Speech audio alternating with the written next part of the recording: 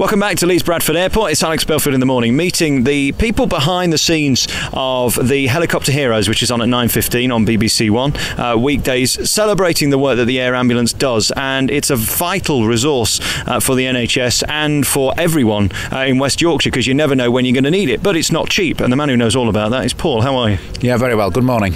It's nice to talk to you. I mean, it's just frustrating, isn't it, that something like a helicopter is so expensive and you've got to have the money from the public to keep it going. Yeah, it actually costs us £7,200 every single day to fly the aircraft, which is a total of £2.5 million. We are called Yorkshire Air Ambulance, but obviously we help the visitors to the county as well. And in the summertime, the East Coast and the North Yorkshire moors, the population starts to swell and the air ambulance is needed in greater demand during daylight hours. In the wintertime in North Yorkshire, just before Christmas last year, it just left whole communities stranded without the aid of an air ambulance to actually transfer critically ill people. And it's not just the fact that we travel very quickly. We don't travel to the closest hospital to the incident that we're attending. We actually attend the most relevant treatment centre for anybody's life-threatening injuries. And you can see in the programme places like the Leeds General Infirmary helipad very busy for us because it's a major trauma centre in the north of England. So £7,000+ a day to keep this thing flying. Where do you get your money from? We work very hard and we have to listen to the people of Yorkshire. People think that fundraisers are motivated by raising money, and they're not. They're actually motivated by making sure the money that's raised is spent correctly, that every penny is used to provide a platinum service. And we respond to the people of Yorkshire in the way that they want to donate money to us. So we run recycling schemes. We ask people to complete direct debits to help us plan our income. People hold fantastic fundraising events. There are 3,400 patients who've been carried to a treatment centre, and they become great ambassadors and help to fundraise, as well as other schemes where people, even when they're getting married, don't have any presents. The money just gets sent to the people of Yorkshire.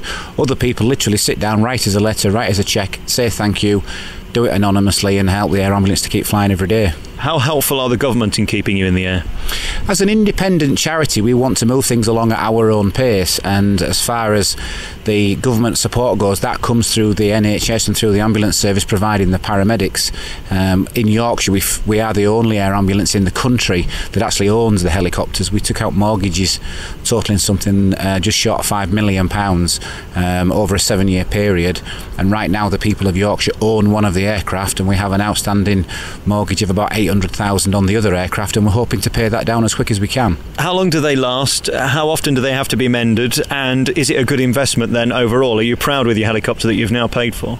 Very proud. The charity has assets of something like £5 million, which it didn't have 4 or 5 years ago, and it's only like whether you rent or buy a house, eventually that asset becomes yours. It will last somewhere between 15 and 20 years.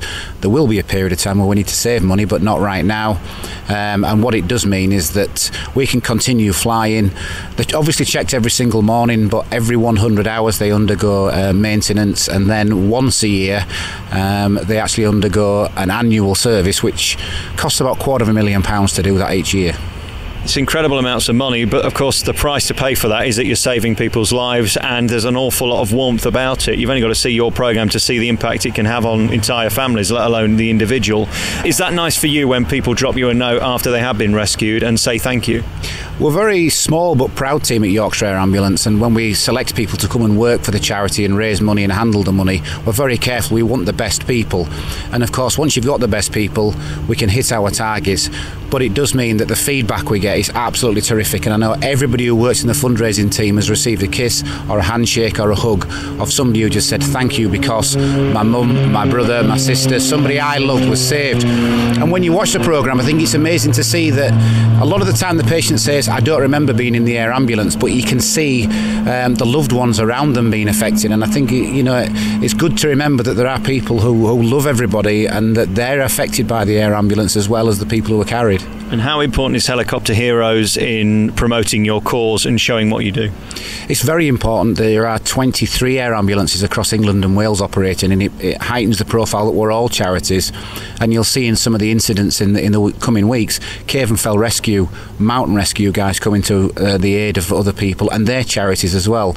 And there's not just Yorkshire Air Ambulance, but all the air ambulances and the other people involved. But it's terrific for the people of Yorkshire to see when they've raised the money, it's gone to save people's lives.